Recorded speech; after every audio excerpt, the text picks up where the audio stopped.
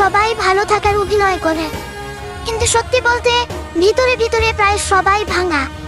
কেউ ফ্যামিলি প্রেসারে চুপ হয়ে গেছে, কেউ প্রিয় মানুষ হারিয়ে বদলে গেছে, কেউ হাজার মানুষের মাঝে থেকেও একাকিত্বে ডুবে আছে। আবার কেউ প্রতিদিন হাসে শুধু মানুষকে বুঝতে না দেওয়ার জন্য যে সে ভালো নেই।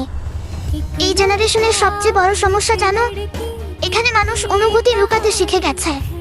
কারণ নিজের কষ্ট বললেও কেউ বুঝতে চায় না, সবাই শুধু জাজ করতে জানে। যে ছেলেটা রাতে ঘুমায় না, হয়তো সে ভবিষ্যৎ নিয়ে ভয় পায়। যে মেয়েটা হঠাৎ কোয়াইট হয়ে গেছে, হয়তো সে অনেকবার কষ্ট পেয়ে আর কাউকে বিশ্বাস করতে পারে না। আমরা সবাই আসলে একটু শান্তি চাই, একটা সত্যিকারের মানুষ চাই যে বলবে তুমি ক্লান্ত হলে একটু আমার কাছে থাকো।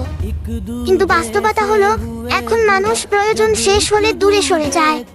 তবুও আমরা প্রতিদিন নতুন করে হাসি, কারণ ভেঙে গেলেও জীবন থেমে থাকে না। যদি মনে হয় এই কথাগুলো তোমার জীবনেও মিলে গেছে, তাহলে কমেন্টে তোমার মনের অবস্থাটা এক লাইনে লিখে যেও। দেখি কে কতটা চুপচাপ কষ্ট নিয়ে বেঁচে আছে।